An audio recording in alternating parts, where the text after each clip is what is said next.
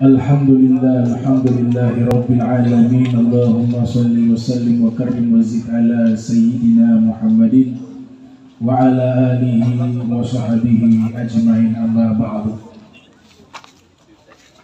Yang saya muliakan, yang saya hormati para tokoh agama, tokoh masyarakat, wabil khusus kepada Bapak Wali Kota yang mewakili Pak Anwar, dan juga yang saya muliakan, saya hormati Ibu Lurah, Bapak Ibrahim, Bapak Hasnin, Al-Habib, Alawi, Rahabai, para asatidzah, Al-Ustadz Jamal, Om I, dan seluruh warga Salero, wabil khusus pada panitia penyelenggara daripada perayaan Maulid Nabi Muhammad Sallallahu Alaihi Wasallam, yang alhamdulillah di malam yang cerah ini, mudah-mudahan Allah Ta'ala jadikan perkumpulan ini perkumpulan yang baik, perkumpulan yang ada nilai pahalanya di dalamnya, dan diampunkan dosa-dosa kita seluruhnya keluar dari majlis ini, amin ya rabbal alamin. Dari tema yang diangkat, yaitu kita jadikan Nabi sebagai teladan, satu-satunya manusia yang Tuhan Allah Subhanahu wa Ta'ala menyatakan sebagai sosok yang sempurna dan paripurna untuk kita ikuti seluruh kehidupannya. Satu manusia itulah yang bernama Sayyiduna Muhammad Sallallahu Alaihi Wasallam. Laqad kana lakum fi Rasulillahi uswatun hasanatun liman kana yarjullaha wal yawmal akhir wa dzakarallaha katsira. Pertanyaan muncul, lantas kenapa kita diperintahkan oleh Allah untuk mengikuti Nabi kita Muhammad Sallallahu Alaihi Wasallam? Jawabannya satu, karena tidak ada lagi manusia yang paling sempurna seperti Nabi kita Muhammad Sallallahu Alaihi Wasallam. Selain Nabi Muhammad pasti ada kurangnya. Selain Nabi Muhammad pasti ada kurangnya. Kullu bani Adam khata'un wa khairul khata'in at-tawwabun. Semua anak Adam pasti punya salah, tapi di situ Nabi tidak termasuk. Di situ para anbiya, para mursalin tidak termasuk. Yang dimaksudkan di dalam hadis tersebut, setiap anak Adam pasti punya salah. Itu yang dimaksudkan adalah manusia-manusia selain para nabi dan para rasul. Kalau para nabi, para rasul tidak pernah salah, maka orang yang baik itu bukan orang yang tidak punya salah. Jangan menjadi manusia yang berusaha menjadi manusia yang tidak pernah salah, karena itu mustahil. Kita manusia, siapapun dia pasti punya salah. Tapi manusia yang baik adalah ketika dia melakukan kesalahan, dia mau memperbaikinya. Al-insanu makanul khata' wa nisyan. Manusia itu tempatnya salah dan tempatnya lupa. Nabi sebagai sosok al-insanul kamil, manusia yang sempurna, maka Allah rekomendasikan kepada kita Nabi sebagai teladan kita. Bahkan Allah Ta'ala muliakan Nabi Muhammad Sallallahu Alaihi Wasallam bukan dari sisi fisik saja yang sempurna, tapi akhlak pun sempurna, dan Allah berikan banyak kelebihan kepada Nabi Muhammad Sallallahu Alaihi Wasallam yang tidak dimiliki oleh manusia manapun. Contoh, setiap anak yang lahir keluar dari tempat kencing. Semua manusia lahir keluar dari tempat kencing. Tapi Nabi Muhammad SAW tidak demikian. disesar oleh malaikat. Semua anak yang lahir diiringi oleh darah. Tapi Nabi Muhammad SAW terlahir tidak ada darah yang mengalir. Setiap anak yang lahir, mereka ketika lahir menangis. Tapi ketika Nabi Muhammad SAW lahir ke dunia tidak menangis, tapi Allah izinkan lisan Nabi Muhammad mengucapkan zikrullah, zikir kepada Allah, subhanallah walhamdulillah wala ilaha illallah, Allahu akbar. Itu zikir yang keluar dari lisan Nabi ketika baru lahir. Diriwayatkan oleh Syekh Nawawi Al-Bantani di dalam kitabnya Nuriz Zolam ala Syarhil Aqidatil Awam. Dan jari telunjuk beliau asyar bi musabbihatih ila sama. Nabi isyaratkan jari telunjuknya ke langit. Sebagaimana kita mengucapkan kalimat tauhid la ilaha illallah. Makna ke langit, menunjuk ke langit dengan mengucapkan kalimat tauhid, bukan menunjukkan Allah di langit. Karena Allah tidak butuh kepada tempat, Allah tidak butuh kepada waktu. Sayyidina Ali bin Abi Thalib ketika ditanya oleh orang Yahudi, sebagaimana dinukilkan oleh Abu Ishaq di dalam kitabnya At-Tafsir Fid Din, aina Allah? Orang Yahudi bertanya kepada Sayyidina Ali bin Abi Thalib, di mana Allah?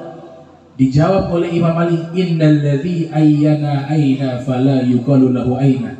Dia Allah yang menciptakan di mana, maka tidak layak mengatakan Allah itu di mana.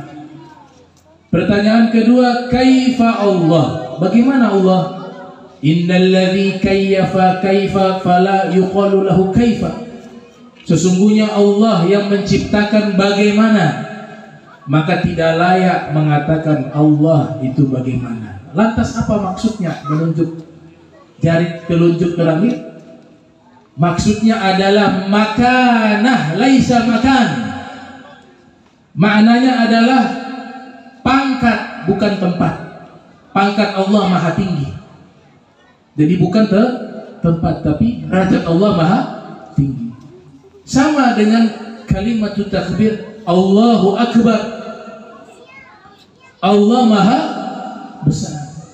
Ada segolongan kaum muslimin mengartikan Allahu akbar artinya Allah fisiknya maha besar. Na'udzubillah min dzalik. Allah fisiknya maha besar. Saking besarnya fisiknya Allah, makhluk tidak bisa melihat. Ini mentajsim Allah, memfisikkan Allah layaknya makhluk. Makna dari Allahu akbar bukan Allah maha besar fisiknya, tidak, tapi Allah maha besar zatnya, derajatnya, pangkatnya, keluhurannya.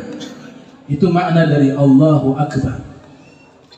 Al-Habib Abdullah bin Alwi bin Muhammad Al-Haddad, ketika kami studi di Hadramaut di Kota Tarim tahun 2006, kami mampir di masjid beliau. Beliaulah yang menyusun Ratibul Haddad.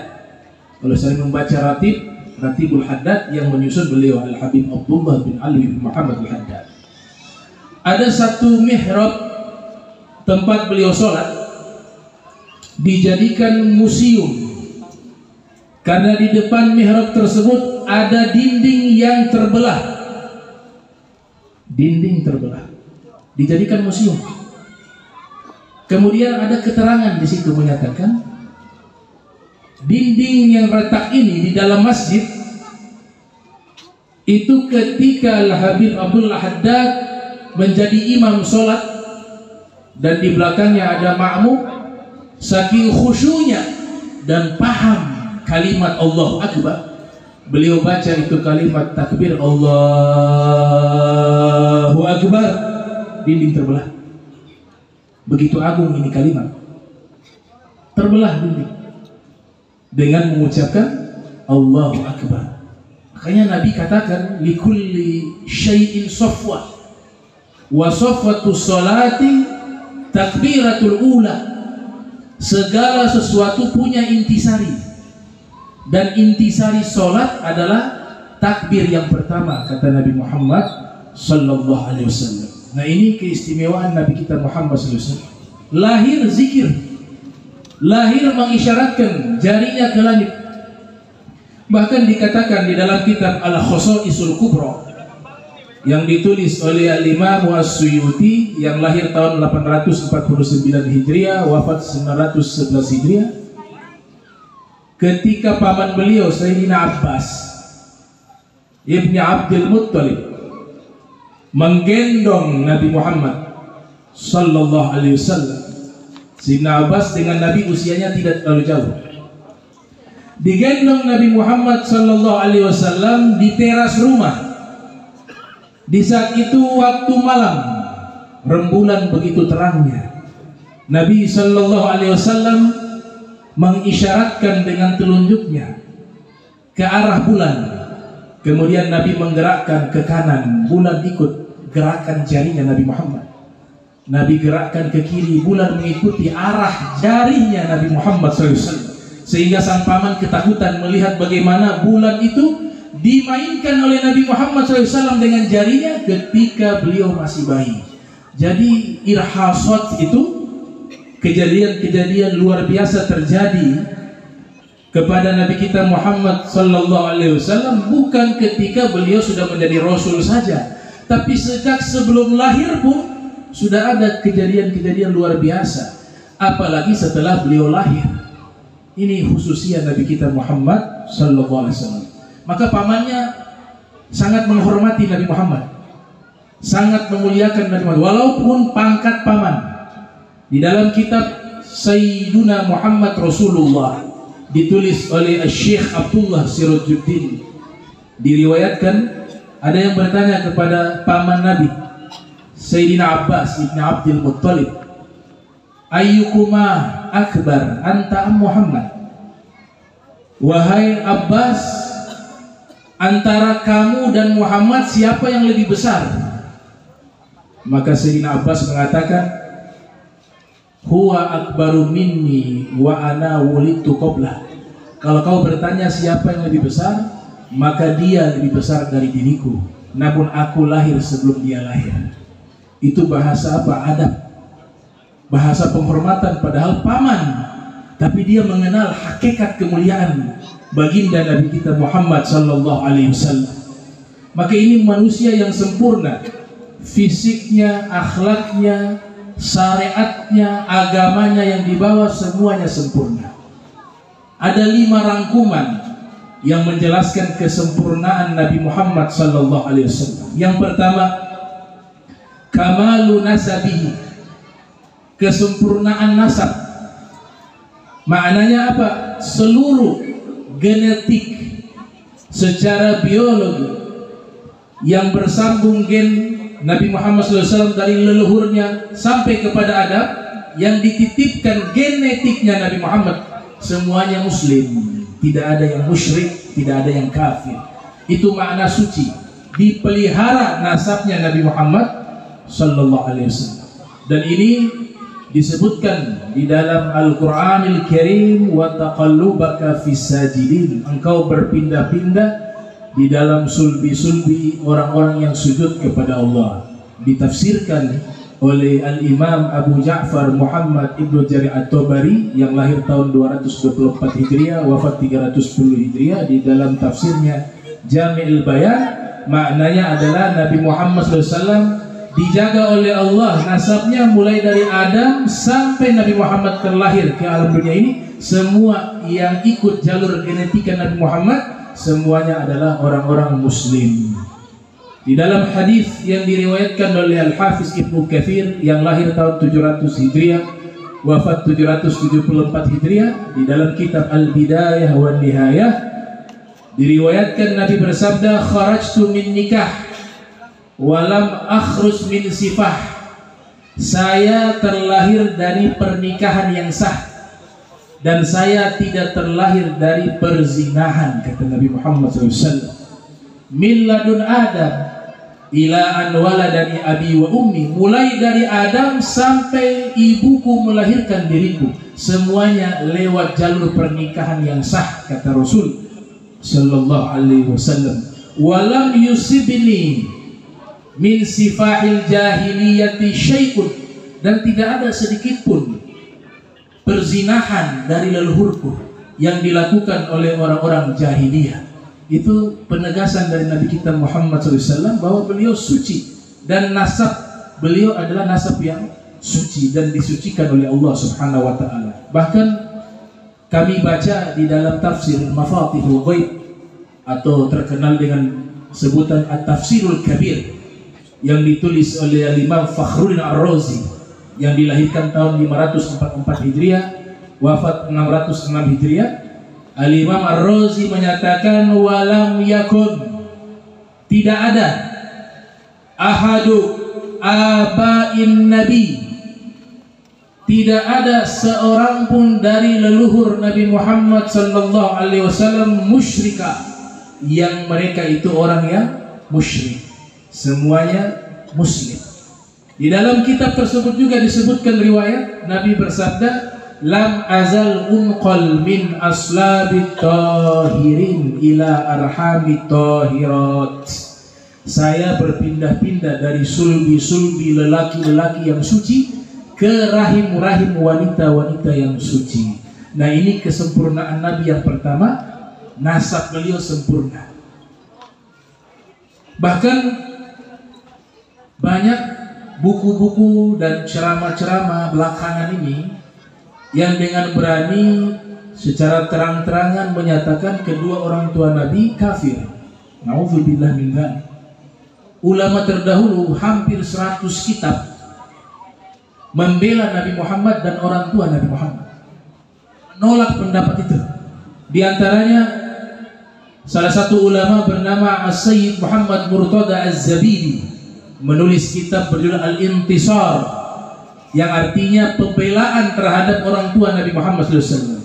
Berfatwa dalam kitab tersebut, kedua orang tua Nabi berada di dalam surganya Allah Ta'ala dan mereka meninggal dalam keadaan beriman.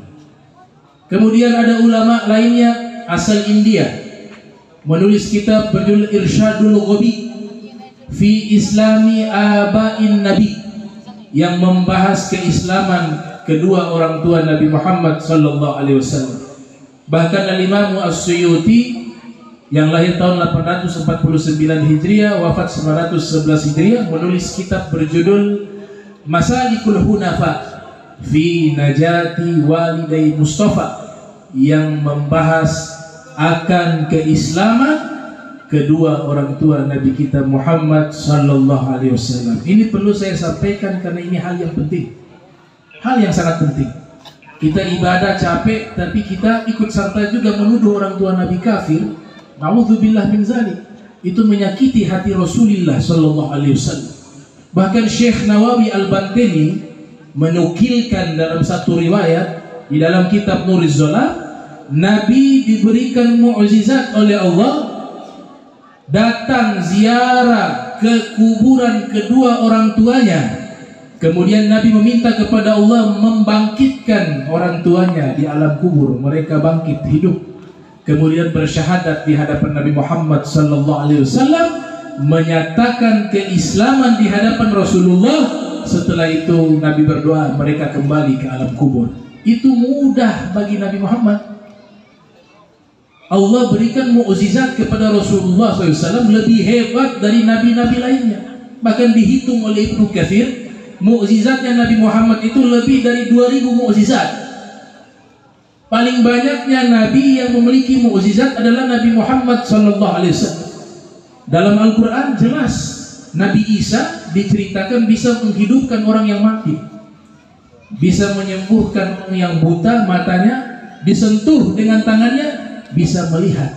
Kalau Nabi Isa mampu melakukan mukjizat seperti itu, lantas bagaimana dengan Nabi kita Muhammad sallallahu alaihi wasallam yang Allah berikan mukjizat yang paling terhebat di semua kalangan para nabi? Mukjizat mereka terkumpul di dalam mukjizat Nabi Muhammad sallallahu alaihi wasallam. Ini kesempurnaan yang pertama. Kesempurnaan yang kedua yang dimiliki oleh Nabi kita Muhammad sallallahu alaihi wasallam, kamalu khilqatihi wa jamalu suratihi. Nabi Muhammad sallallahu alaihi wasallam adalah manusia yang sempurna fisiknya, gak ada cacat. Tampannya itu sempurna, gak ada yang kurang.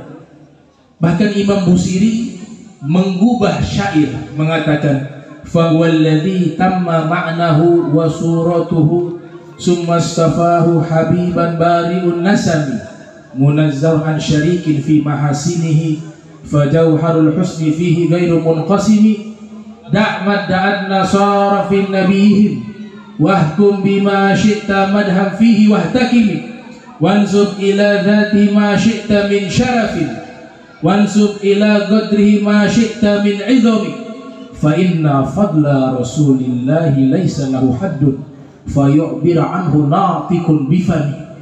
Beliau mengatakan Nabi Muhammad Allah ciptakan sempurna fisik dan akhlaknya. Kemudian Allah mengangkat Nabi Muhammad menjadi kekasihnya. Disucikan Nabi Muhammad dari tandingan di dalam penciptaan makhluk yang lain. Esensi keindahan seluruhnya terhimpun di dalam diri Nabi Muhammad sallallahu alaihi wasallam. Tinggalkanlah pujian kepada Nabi Muhammad sebagaimana pujian orang-orang Nasrani kepada Nabi Isa, mengatakan Tuhan atau anak Tuhan. Namun selebihnya dipersilahkan kalian memuji Nabi Muhammad sallallahu alaihi wasallam setinggi-tingginya, karena begitu mulianya derajat Nabi Muhammad. Kaitkanlah seluruh kemuliaan kepada zatnya Nabi Muhammad, dan kaitkanlah seluruh derajat yang mulia kepada Nabi Muhammad sallallahu alaihi wasallam, karena sesungguhnya kemuliaan Nabi Muhammad tidak ada batasannya. Bahkan seorang pun jangga sekalipun yang mahir mengarang puisi dan prosa untuk menyanjung Nabi Muhammad, maka hal itu tidak akan mampu mengungkapkan kemuliaan Nabi Muhammad sallallahu alaihi wasallam. Ini fisik Rasul. Dikatakan dalam tafsir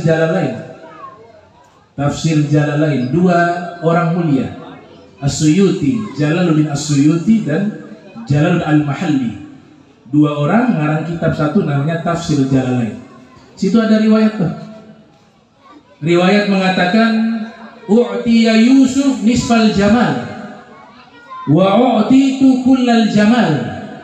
Nabi Yusuf yang tampan, yang gagah, itu hanya diberikan separuh keindahan. Padahal di dalam Al-Quran itu sudah luar biasa tuh. Bagaimana wanita-wanita ketika menatap Nabi Yusuf, falamma ra'ainahu, ketika mereka melihat Nabi Yusuf, mereka takjub. Dalam riwayat menstruasi, dalam tafsir Al-Kasyaf, wanita lagi suci lihat Nabi Yusuf langsung menstruasi, langsung haid. Ada sebagian menafsirkan mereka terbius, tidak sadarkan diri, lupa, ingatannya hilang waktu itu karena terbius dengan ketampanan Nabi Yusuf. Wa qata'na aydiyahunna, dalam keadaan terbius mereka memotong-motong jari-jari mereka. Wa qulna hasya lillah ma hadza basyaran in huwa illa malakun karim. Sungguh maha sempurna Allah, ini orang bukan manusia, tapi ini adalah malaikat yang mulia. Itu gambaran deskripsi Nabi Yusuf di dalam Al-Quran, bagaimana keindahan Nabi Yusuf. Tapi dikatakan baru separuh keindahan. Kemudian riwayat itu menyatakan wa u'titu kullal jamal. Nabi bersabda, kalau saya diberikan bukan separuh keindahan, tapi seluruh keindahan. Semuanya ada di dalam sosok Nabi kita Muhammad sallallahu alaihi wasallam. Sehingga ulama menggubah itu syair. Mereka mengatakan walau niswatu Yusuf la ra'ayna jamalahu la atharna taqti al-qulub 'alal aidi. Seandainya wanita-wanita yang melihat Nabi Yusuf, mereka diizinkan oleh Allah melihat keindahan dan ketampanan Nabi Muhammad, maka yang mereka potong bukan hanya jari-jari mereka, tapi juga mereka akan memotong hati-hati mereka. Jadi luar biasa Nabi kita Muhammad SAW. Kalau kita ingin mengetahui bagaimana sih ciri-ciri fisik Nabi Muhammad, para ulama sudah berusaha mengumpulkan data-data mengenai fisiknya Nabi Muhammad. Yang dilarang menggambarkan. Gak boleh kita gambar wajahnya Nabi. Kenapa tidak boleh? Karena seindah apapun gambarnya kita, untuk menggambarkan fisiknya Nabi pasti kurang. Sehingga dilarang. Tidak boleh membuat animasi Nabi Muhammad. Kenapa? Setampan-tampannya kita coba menggambar dan membuat animasi yang begitu sempurna, tetap akan kurang ketika menggambarkan keindahan Nabi Muhammad sallallahu alaihi wasallam. Maka yang boleh apa? Sekedar membaca riwayat. Di antaranya kitab berjudul Asy-Syama'il Al-Muhammadiyah. Kitab yang sangat indah menjelaskan ciri-ciri fisiknya Nabi Muhammad sallallahu alaihi wasallam.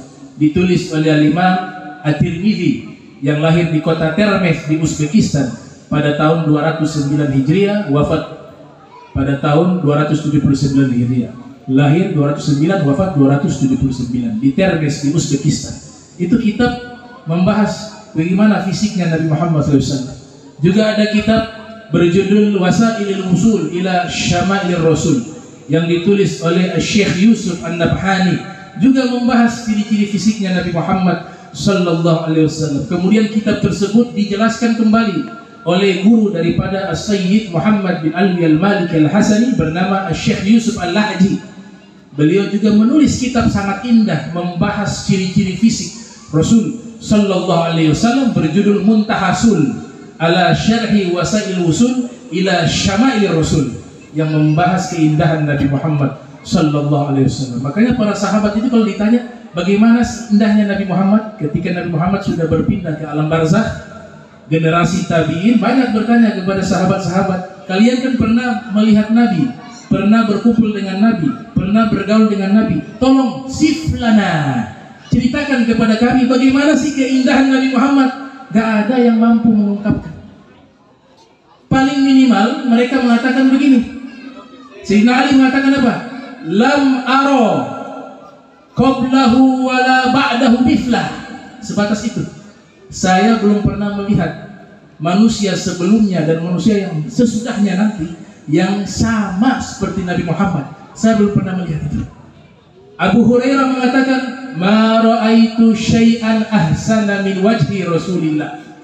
Ka'anna syamsa tajri fi wajhihi fa idza dhahika yatala'la'u wa wajhuhu kal qamari lailatal badr. Tidak ada sesuatu yang saya lihat lebih indah dari wajah Nabi Muhammad, kata Abu Hurairah. Seakan-akan ada matahari bersinar di wajah beliau. Apabila beliau tersenyum, keluar kilauan-kilauan cahaya dari gigi beliau yang begitu putih, dan wajah beliau ketika tersenyum bagaikan belahan bulan purnama. Itu semampunya sahabat hanya bisa mengungkapkan keindahan Nabi lewat bahasa kiasan, lewat majasi, lewat kinayah. Imam Bukhari juga meriwayatkan, yang lahir tahun 194 Hijriah, wafat 256 Hijriah.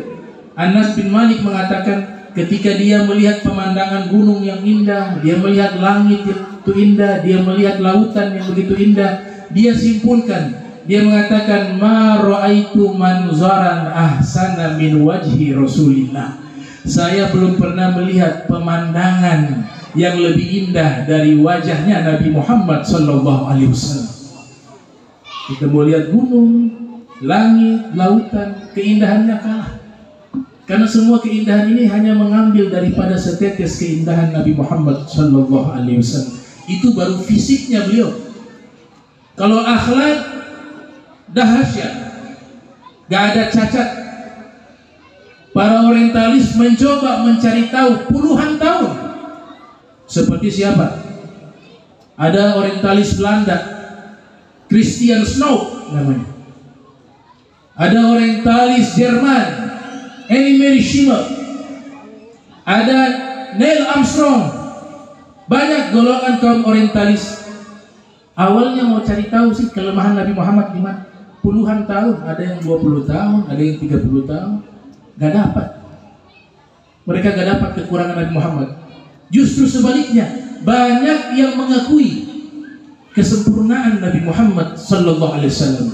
Termasuk Christian Snock itu mengakui bahwa Nabi Muhammad SAW adalah manusia yang memiliki 3 sifat utama: amanah, jujur, adil. Mary Schimmel menyatakan tidak ada satupun makhluk bisa dibandingkan dan disandingkan dengan Nabi Muhammad. Jadi itu kesempurnaan Rasulullah itu sangat luar biasa. Yang ketiga, kamalu qalbi. Manusia ini punya satu organ tubuh yang paling mulia yang namanya kolbu.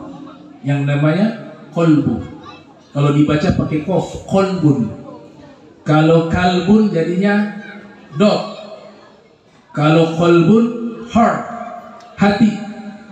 Nah itu di dalam doa, ya muqallibal qulub, tsabbit qalbi ala dinik. Wahai zat yang membolak-balikkan hati. Memang nanti hati ini jadi perdebatan.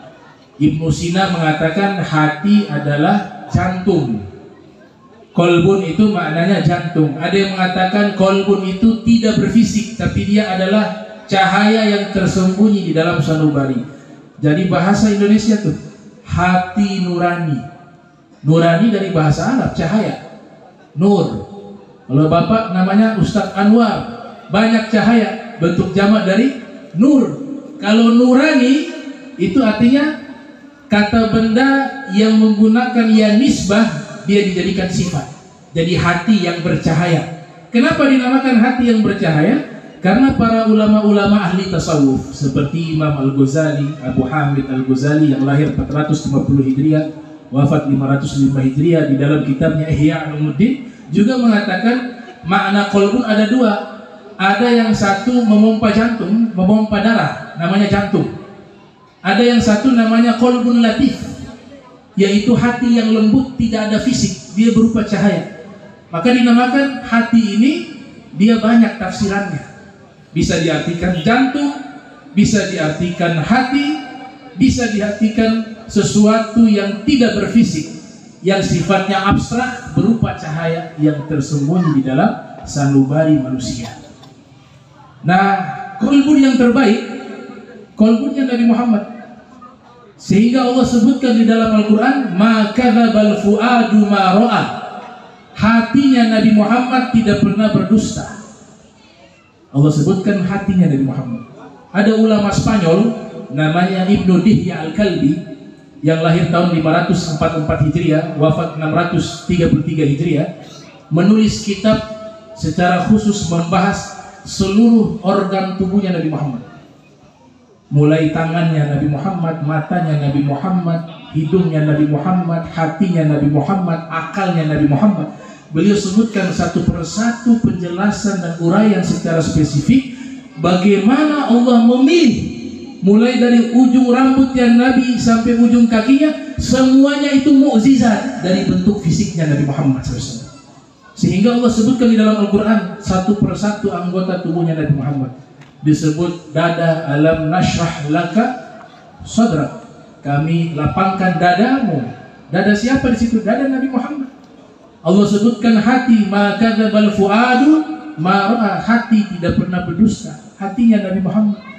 Allah sebutkan punggungnya Nabi Muhammad, alam nashrah laka sadrak wa wada'na anka wizrak alladhi anqada dhahrak, kami angkat beban di punggungmu. Punggungnya Nabi Muhammad SAW. Matanya Nabi Muhammad, tangannya, semuanya disebutkan satu persatu oleh Allah di dalam Al-Quran. Karena semua tubuh Nabi Muhammad mu'jizat. Maka Ibnu Dihya menulis kitab berjudul Al-Ayatu Al-Bainatu fi dzikri ma fi a'dha'i Rasulillah sallallahu alaihi wasallam minal mu'jizat. Yang artinya tanda-tanda yang nyata daripada penyebutan seluruh anggota tubuh Rasulullah yang semuanya itu adalah mukjizat dari Allah Subhanahu wa taala. Nah, hati Nabi memang ada isyarat di dalam kitab Maulid Ad-Dibai dan beberapa kitab. Sebagian mencoba menafsirkan makna tersebut ketika malaikat membelah dadanya Nabi kemudian dikeluarkan hatinya Nabi Sallallahu Alaihi Wasallam. Ada yang coba menafsirkan bahwa dikeluarkan ruang untuk syaitan di dalam hati Nabi. Ada juga yang mengatakan, dan ini sangat fatal, kaum orientalis, mereka mengatakan dikeluarkan hati Nabi karena ada kotoran, makanya dibersihkan. Ini juga fatal, karena hati Nabi itu dari awal sudah paling suci. Sehingga para ulama hadis, kami baca di kitab berjudul Al-Mawahib Al-Laduniyah, ditulis oleh Imam Al-Qastalani yang lahir tahun 851 Hijriah, wafat pada tahun 923 Hijriah. Disebutkan hati Nabi dikeluarkan itu bukan dihilangkan kotoran atau dicuci ada kotoran di hatinya, bukan demikian. Tapi Allah perintahkan malaikat mengeluarkan kasih sayang Nabi yang terlalu luas, sehingga iblis dan syaitan pun dapat bagian kasih sayangnya Nabi Muhammad. Maka inilah yang dicabut oleh Allah Subhanahu wa taala. Karena di dalam Al-Qur'an, "Wa ma arsalnaka illa rahmatan lil alamin." Tidaklah kami mengutus dirimu wahai Nabi Muhammad terkecuali sebagai rahmat untuk alam semesta. Bukankah iblis juga termasuk alam semesta? Masih wallah. Definisi alam semesta, segala sesuatu selain Allah namanya alam semesta. Selain Allah namanya alam semesta.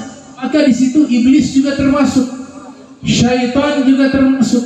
Nah, rahmat inilah yang dicabut oleh Allah. Jangan sampai iblis dan syaitan kebagian daripada kasih sayangnya Nabi Muhammad sallallahu alaihi wasallam. Innama ana rahmat.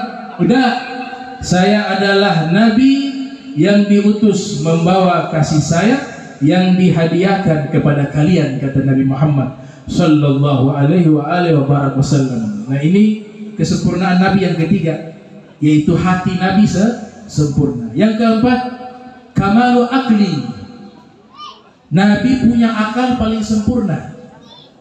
Artinya manusia yang paling cerdas sealam semesta yaitu Nabi Muhammad.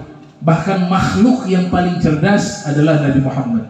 Al-Imam Al-Qastalani mengatakan Allah turunkan 100 kecerdasan di alam ini. 99 Allah berikan kepada Nabi Muhammad dan satunya dibagi kepada seluruh makhluk termasuk para nabi. Wa kulluhum min rasulillahi multamisun garfan minal bahri aw rashfan minad diyan. Imam Busiri mengatakan semua para rasul yang memang Allah pilih menjadi manusia-manusia yang paling cerdas, mereka hanya mengambil setetes kecerdasan dari lautan ilmu Nabi Muhammad sallallahu alaihi wasallam. Ada ilustrasi bagaimana cerdasnya Nabi Muhammad. Ada seorang pemuda datang menemui Nabi menyatakan keislamannya. Wahai Rasulullah, saya mau masuk Islam. Semua saya kerjakan, tapi saya minta tolong, saya minta izin satu saja. Zina jangan diharamkan. Kalau zina tidak diharamkan, saya akan memeluk agama Islam. Ini pemuda mengatakan demikian di hadapan Nabi Muhammad. Nabi tidak marah karena dia mau masuk Islam. Dan dia juga ada kena penyakit zaman sekarang namanya hiperseks. Nabi berkatakan kepadanya, "Atuhibbu li ummik?" Kau punya ibu? Iya, saya punya ibu. Bagaimana kalau ibumu dizinahi oleh orang? Saya tidak mau, kata dia pemuda. Atuhibbu li ukhtik? Kau punya saudara perempuan, saudari perempuan? Iya. Apakah kau senang jika ada yang menzinahi saudarimu? Dia katakan tidak. Atuhibbu li khalatik?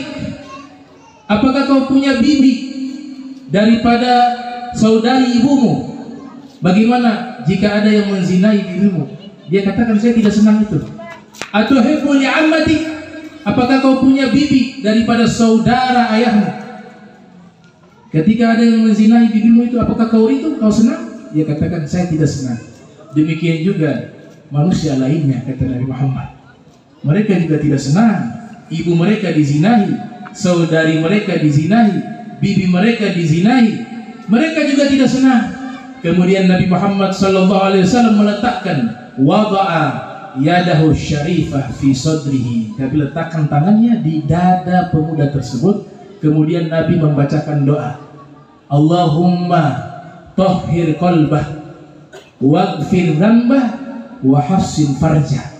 Ya Allah, sucikanlah hatinya, ampunilah dosanya, dan jagalah kemaluannya. Ini doa untuk menghilangkan niat berzina. Kalau ada dorongan melakukan perzinahan, baca doa tersebut. Kata pemuda dan para rawi mengatakan, setelah Nabi membacakan doa tersebut dan meletakkan tangannya di dada pemuda tersebut, Nabi mengangkat tangannya. Pemuda itu mengatakan, lam yakun syai'un abghad ilayya minhu.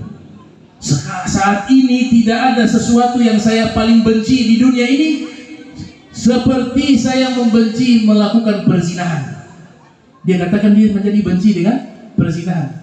Dalam waktu sesingkat itu Nabi merubah hati mereka yang penuh dengan niat maksiat, berubah hatinya menjadi suci dan bersih, menjadi orang yang benci melakukan maksiat. Itu mukjizat Nabi kita Muhammad sallallahu alaihi wasallam.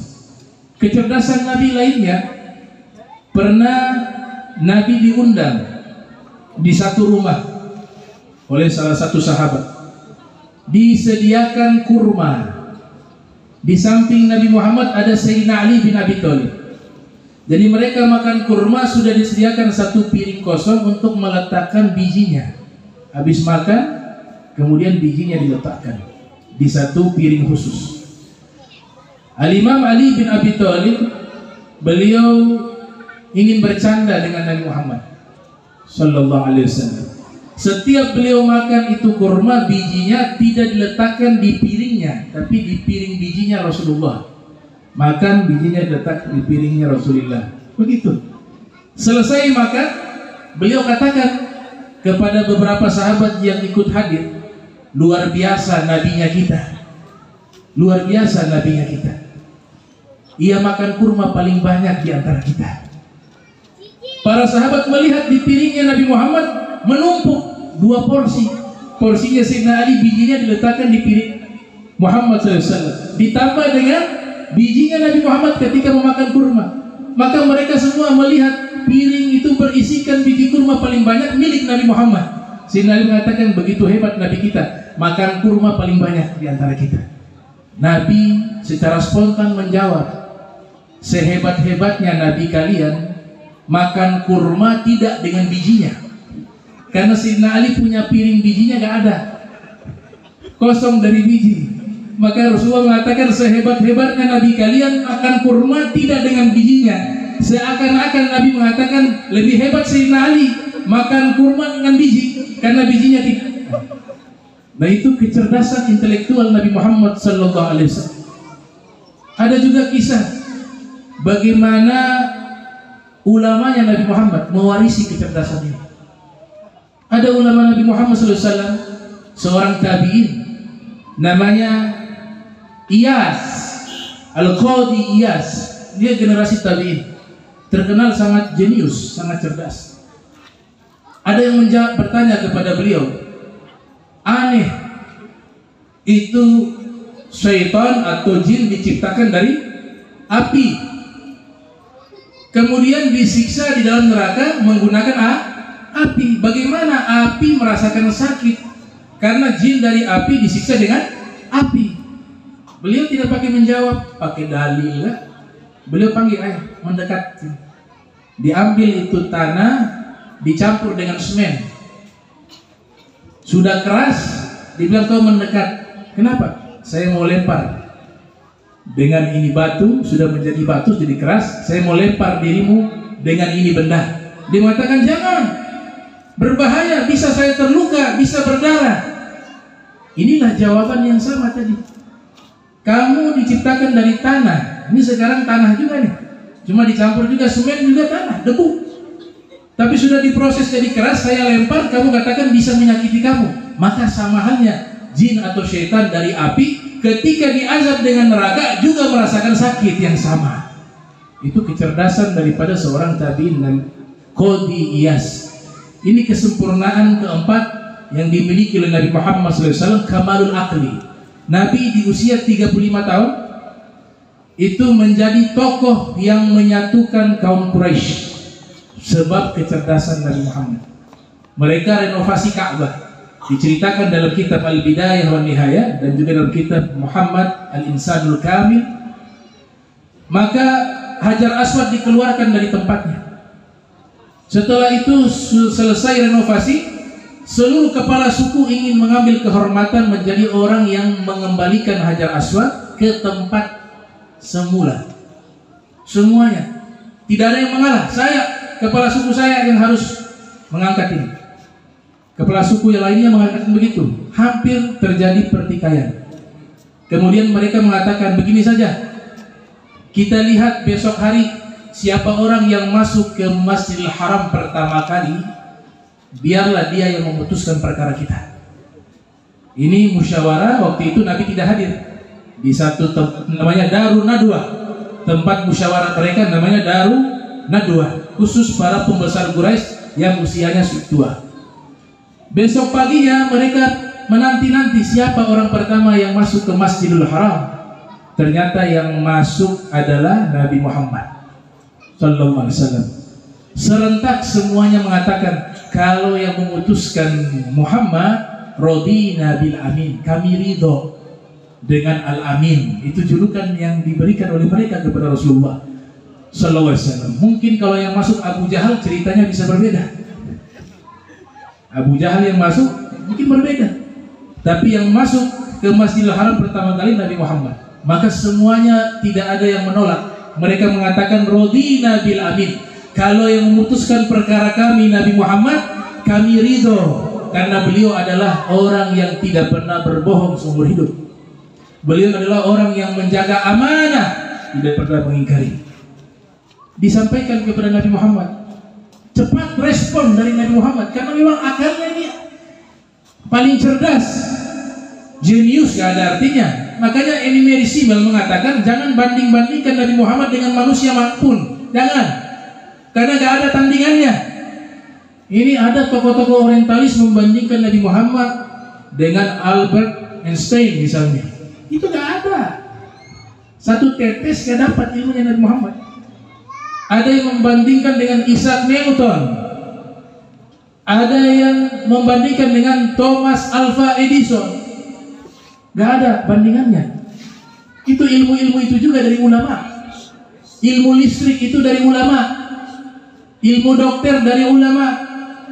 Ilmu fisika dari ulama Islam. Fakhruddin Ar-Razi sudah membahas pada abad ke-5 Hijriah tentang teori gravitasi. Sudah membahas kehampaan ruang di angkasa, sudah dibahas. Ilmu astronomi sudah dibahas oleh para ulama, Al-Biruni. Ilmu kimia, orang pertama ulama Jabir bin Hayyan, disebut dengan Gilbert. Yang menemukan teori pesawat terbang adalah ulama bernama Vernos. Yang membahas tentang ilmu kedokteran ada Ibnu Sina. Matematika ada Al-Khawarizmi dengan aljabarnya. Optik Ibnu Haythum, kitab Al-Manzar membahas tentang optik. Semua ilmu-ilmu hebat yang ada saat ini dari ulama terdahulu. Tapi para ulama mengatakan apa? Semua ilmu ini kami ambil dari setetes ilmu Nabi Muhammad. Jadi gak bisa dibandingkan, gak bisa. Rasulullah SAW responnya sangat cepat. Dia katakan begini, konflik kalian sebenarnya masalahnya satu, semuanya ingin meraih kemuliaan untuk mengembalikan Hajar Aswad ke tempat semula. Maka Nabi mengatakan dengan mudah, beliau bentangkan selendang beliau. Wafir riwayah ada selendangnya orang, wafir riwayah selendangnya Nabi. Kemudian beliau letakkan Hajar Aswad di tengah-tengah selendang tersebut. Kemudian memerintahkan seluruh kepala suku memegang ujung selendang itu. Dan kepala suku semuanya membawa. Mereka terima itu. Itu cerdas.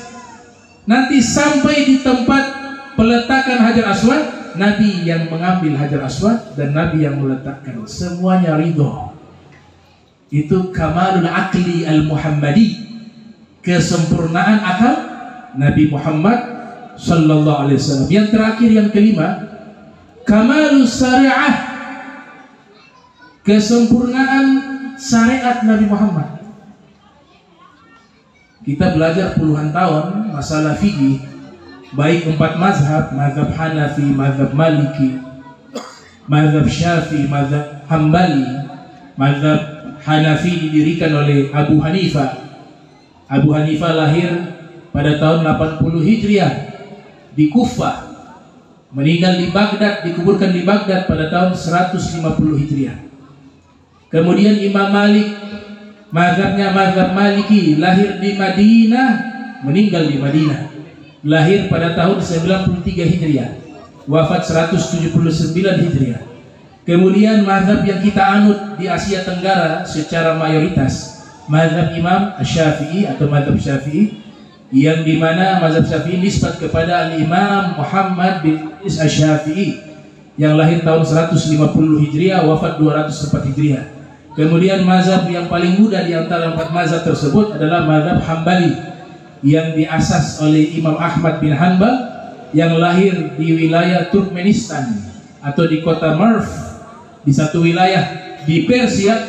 Kemudian wafat di Baghdad, lahir tahun 164, wafat 241 Hijriah. Imam Syafi'i lahir di Palestina, Baitul Maqdis, wafat di Kairo, Mesir pada tahun 150, wafat 204 Hijriah. Ini 4 mazhab yang masih eksis, mazhab Ahli Sunnah wal Jamaah. Kalau kita melihat semua masalah di dalam hukum Islam ada. Ini ilmu fikih atau al-ahkamu syar'iyyah, dia membahas bukan hanya ibadah, tapi membahas muamalah, interaksi sosial, membahas juga dengan munakah, masalah-masalah pernikahan dengan waris-warisnya, membahas al-mu'aqabah, hukum pidana, hukum perdata, lengkap ada di 4 mazhab. Yang luar biasa, khilafiyah, perbedaan pendapat antara mazhab satu dengan mazhab yang lainnya, itu sebenarnya adalah kecanggihan syariat Nabi Muhammad.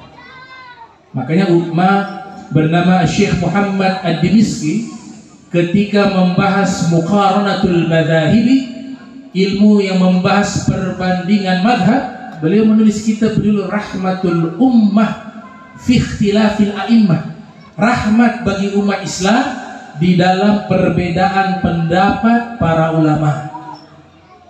Abu Hanifah pendekatan fikihnya menggunakan pendekatan kasyaf sebagian. Beliau menganggap air bekas wudu dihukumi air yang terkena najis. Imam Syafi'i mengatakan air bekas wudu atau bekas mandi janabah itu adalah air musta'mal.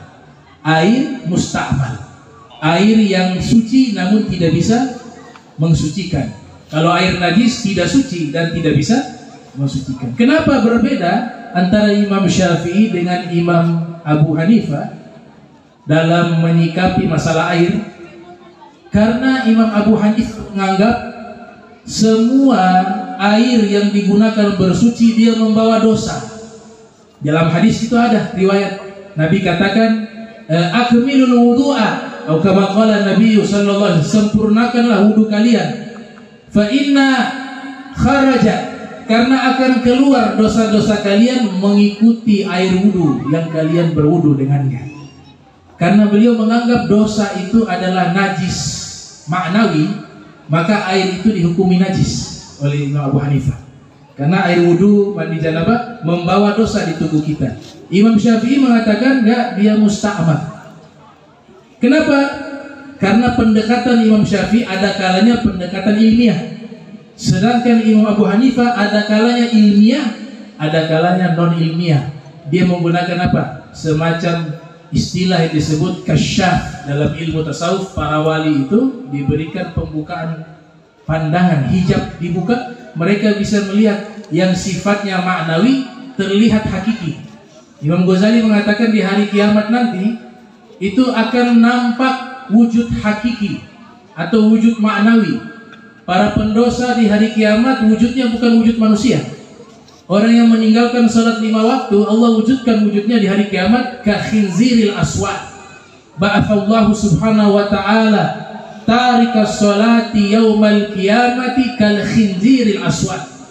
Allah akan membangkitkan manusia di hari kiamat yang meninggalkan sholat 5 waktu, dia bangkit berwujud babi hitam, bukan berwujud manusia.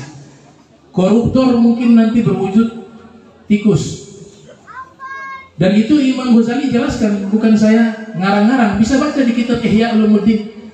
Ada yang wujudnya ular, ada yang wujudnya, mohon maaf, anjing, ada yang wujudnya tikus. Diserupakan wujud maknawi manusia di dunia, tapi di akhirat, di hari kiamat, wujud maknawi itu ditampilkan.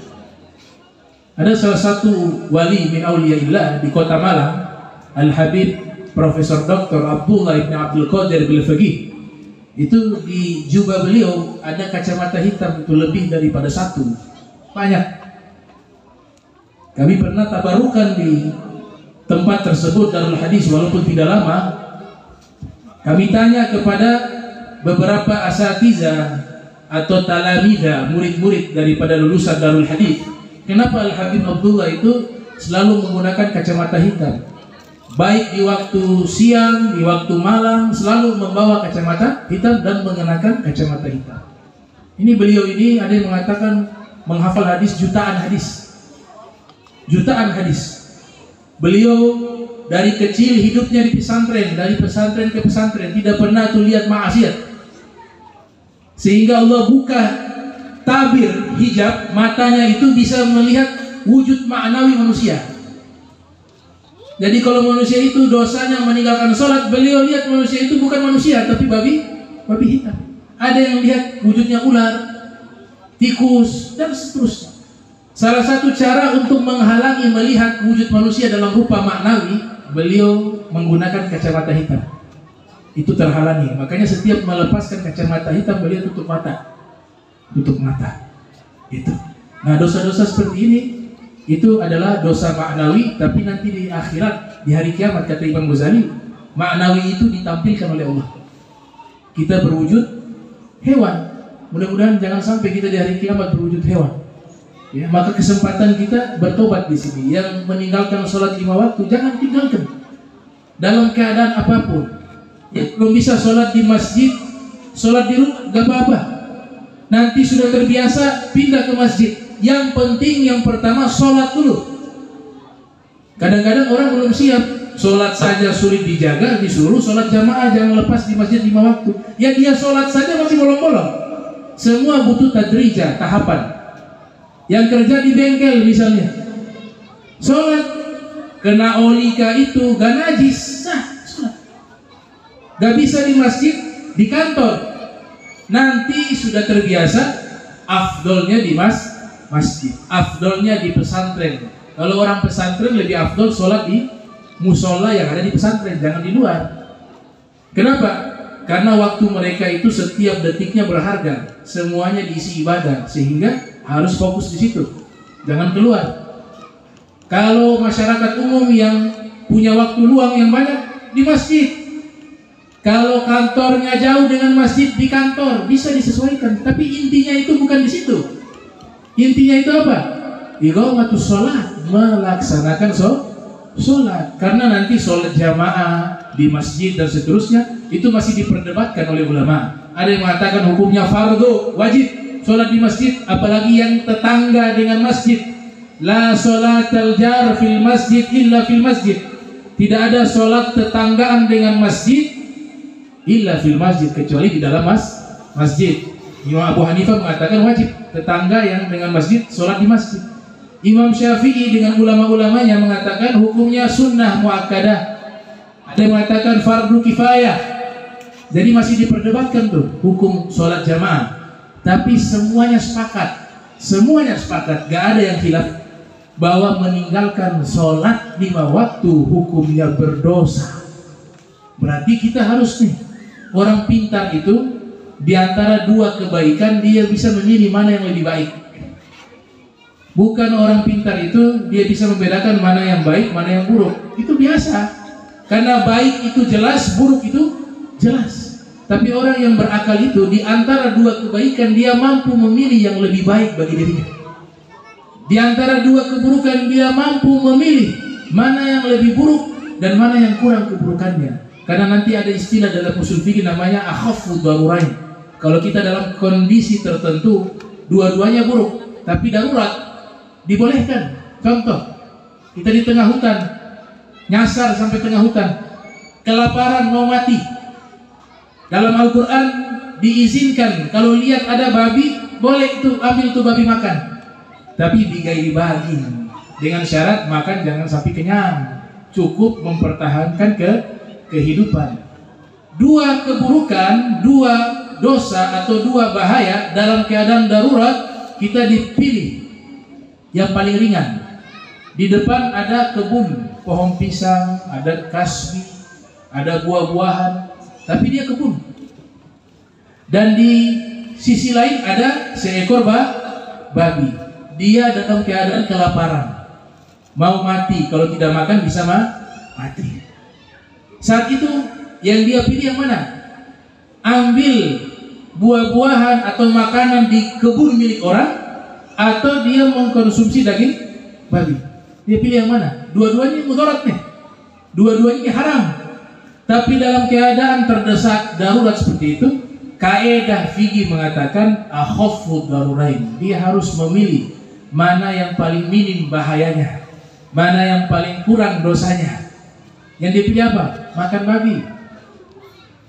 Kenapa yang dipilih makan babi? Karena babi ini di hutan otomatis liar, bukan milik orang. Beda kalau di ternak ya, walaupun milik orang non-muslim nggak boleh kita ambil. Tapi di hutan ini babi pasti babi liar. Kalau kebun pasti milik orang. Kalau dia makan milik orang, kebun itu sampai hari kiamat tidak diberikan halal, dia berdosa dan dituntut di hari kiamat. Dia harus minta izin. Tapi kalau yang ini karena babi liar, dia makan sekedarnya untuk mempertahankan kehidupannya. Itu yang disebut akhafu darurain. Ini syariat Islam canggih seperti itu. Mau bahas tentang masalah-masalah kontemporer, ada rumusannya. Al-yawma akmaltu lakum dinakum wa atmamtu alaikum ni'mati wa raditu lakum Islam madinah. Jadi metodologi dan rumusan-rumusan hukum syariat Islam sudah sempurna. Hukum tidak akan berhenti. Setiap masa akan muncul fatwa-fatwa baru. Tapi mereka menggunakan fatwa baru berdasarkan rumusan hukum yang sudah dibangun oleh Nabi Muhammad SAW lewat Al-Quran dan hadis Nabi Muhammad SAW. Jadi ini kesempurnaan yang kelima, kesempurnaan syariat Islam. Dikatakan Al-Islam salihun fi kulli zaman wa makan. Agama Islam itu selalu cocok di setiap zaman dan setiap tempat. Al-Islam ya'lu wa la yu'la alaih. Agama Islam itu tinggi dan tidak ada yang bisa melampauinya. Itu apa yang menggambarkan kesempurnaan syariat Nabi kita Muhammad sallallahu alaihi wasallam. Dan nanti Abdul Wahab Sya'roni mengatakan mazhab terakhir yang akan eksis di akhir zaman mazhab Hanafi, kata Imam Abdul Wahab Sya'roni yang lahir tahun 898 Hijriah, wafat 973 Hijriah.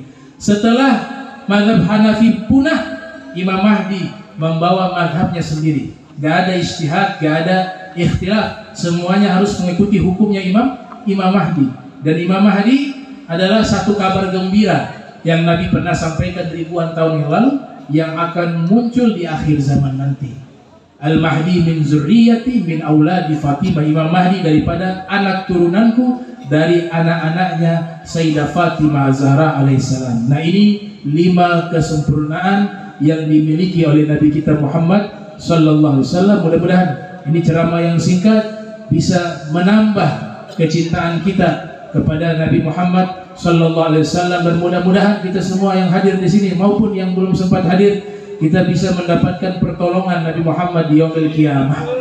Nabi Muhammad bisa memberikan syafaat kepada kita, dan mudah-mudahan di bulan yang baik ini, bulan Maulid, Allah rezekikan kepada kita bisa berjumpa dengan Nabi Muhammad SAW di dalam mimpi kita. Mudah-mudahan Allah kabulkan seluruh hajat kita. Semua yang sakit disembuhkan oleh Allah, semua yang memiliki dosa diampuni oleh Allah, semua yang hadir yang diluaskan rezeki oleh Allah Subhanahu wa taala, hissiyan wa ma'nawiyan. Bismillahirrahmanirrahim. Alhamdulillahirabbil alamin. Allahumma shalli wa sallim ala sayyidina Muhammadin wa sayyidina Muhammad. Allahumma jam'ana hadza jam'a marhuma wa tafarraqna min ba'di tafarraqa ma'suma wa la tajal minna wa la minna syaqiyan mahruma. Subhanaka wa bihamdika asyhadu an la ilaha illa anta astaghfiruka wa atubu ilaik. Wa sallallahu ala sayyidina Muhammadin wa ala alihi wa sahbihi wa barik wa sallam. وإلى حضرة النبي محمد صلى الله عليه وآله وبارك وسلم. الفاتحة. بسم الله الرحمن الرحيم. الحمد لله رب العالمين الرحمن الرحيم مالك يوم الدين إياك نعبد وإياك نستعين صراط المستقيم صراط الذين أنعمت عليهم غير المغضوب عليهم ولا الضالين آمين. سبحانك اللهم تحيات فيها السلام wa akhir da'wana alhamdulillahirabbil alamin. Saya minta maaf jika ada salah kata atau ucapan saya yang tidak sengaja menyakiti hati para jamaah, mohon dimaafkan. Mudah-mudahan Allah Ta'ala kumpulkan kita kelak di yaumil qiyamah di bawah panji Nabi Muhammad sallallahu alaihi wasallam, dan perkumpulan kita ini menjadi perkumpulan yang akan disaksikan oleh Nabi kita Muhammad sallallahu alaihi wasallam dan diingat oleh Rasulullah sallallahu alaihi wasallam. Wa lafu minkum. Wassalamualaikum warahmatullahi wabarakatuh.